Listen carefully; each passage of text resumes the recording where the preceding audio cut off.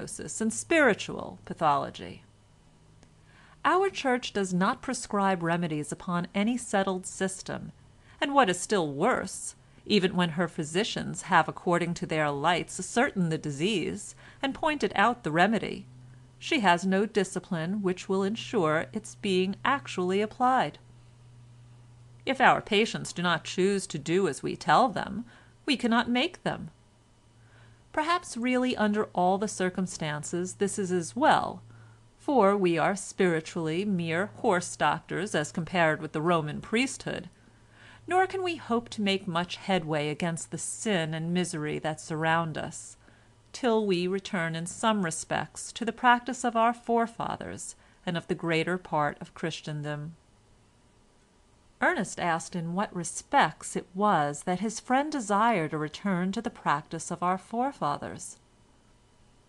"Why, my dear fellow, can you really be ignorant? It is just this: either the priest is indeed a spiritual guide, as being able to show people how they ought to live better than they can find out for themselves, or he is nothing at all. He has no raison d'être.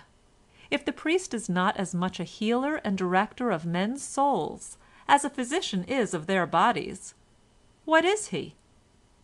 The history of all ages has shown, and surely you must know this as well as I do, that as men cannot cure the bodies of their patients if they have not been properly trained in hospitals under skilled teachers, so neither can souls be cured of their more hidden ailments without the help of men who are skilled in soul craft, or in other words, of priests.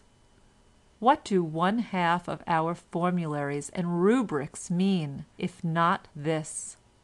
How in the name of all that is reasonable can we find out the exact nature of a spiritual malady unless we have had experience of other similar cases? How can we get this without express training? At present we have to begin all experiments for ourselves, without profiting by the organized experience of our predecessors, inasmuch as that experience is never organized or coordinated at all. At the outset, therefore, each one of us must ruin many souls which could be saved by knowledge of a few elementary principles." Ernest was very much impressed. "As for men curing themselves," continued Pryer, "they can no more cure their own souls than they can cure their own bodies, or manage their own law affairs. In these two last cases they see the folly of meddling with their own cases clearly enough, and go to a professional adviser as a matter of course.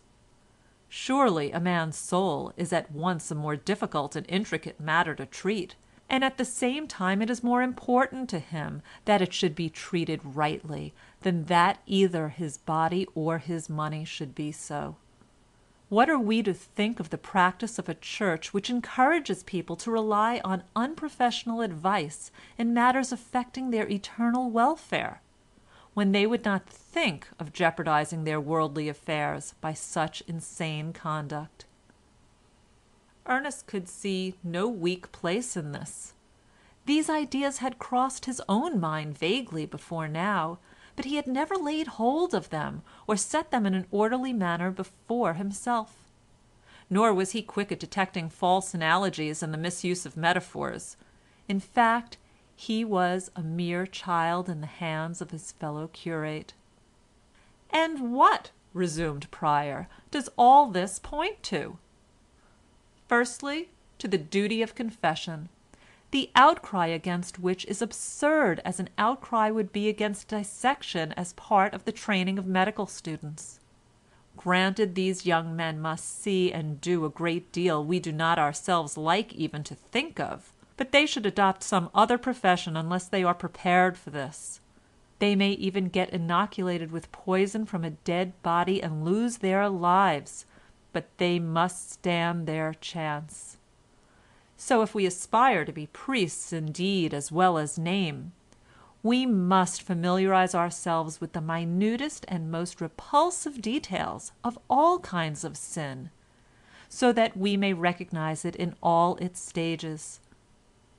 Some of us must doubtlessly perish spiritually in such investigations. We cannot help it. All science must have its martyrs, and none of these will deserve better of humanity than those who have fallen in the pursuit of spiritual pathology. Ernest grew more and more interested, but in the meekness of his soul said nothing. "I do not desire this martyrdom for myself," continued the other. "On the contrary, I will avoid it to the very utmost of my power. But if it be God's will that I should fall while studying what I believe most calculated to advance His glory, then I say, not my will, O Lord, but Thine be done." This was too much even for Ernest. "I heard of an Irishwoman once," he said, with a smile, "who said she was a martyr to the drink." "And so she was," rejoined Pryer with warmth, and he went on to show that this good woman was an experimentalist whose experiment, though disastrous in its effects upon herself, was pregnant with instruction to other people. She was thus a true martyr, or witness to the frightful consequences of intemperance, to the saving doubtless of many who but for her martyrdom would have taken to drinking. She was one of a forlorn hope whose failure to take a certain position went to the proving it to be impregnable, and therefore to the abandonment of all attempt to take it. This was almost as great a gain to mankind as the actual taking of the position would have been. Besides, he added more hurriedly, the limits of vice and virtue are wretchedly ill-defined.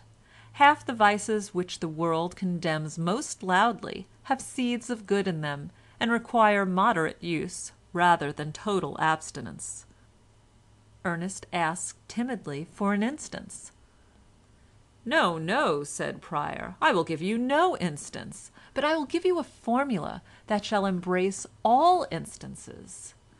It is this, that no practice is entirely vicious which has not been extinguished among the comeliest, most vigorous, and most cultivated races of mankind, in spite of centuries of endeavor to extirpate it. If a vice, in spite of such efforts, can still hold its own among the most polished nations, it must be founded on some immutable truth or fact in human nature, and must have some compensatory advantage which we cannot afford altogether to dispense with."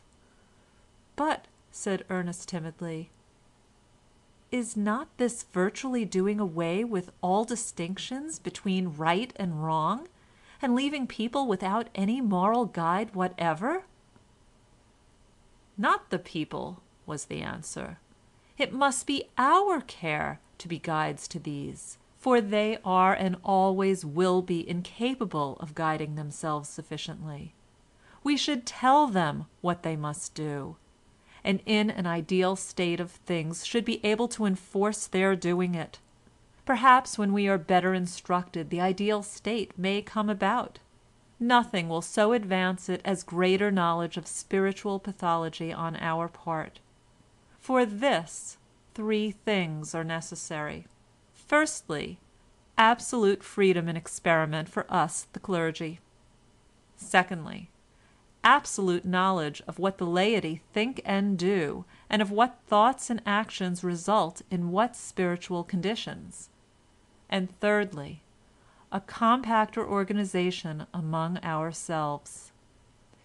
If we are to do any good, we must be a closely united body, and must be sharply divided from the laity. Also, we must be free from those ties which a wife and children involve. I can hardly express the horror with which I am filled by seeing English priests living in what I can only designate as open matrimony. It is deplorable. The priests must be absolutely sexless. If not in practice, yet at any rate in theory, absolutely, and that too by a theory so universally accepted that none shall venture to dispute it." "But," said Ernest, Has not the Bible already told people what they ought and ought not to do, and is it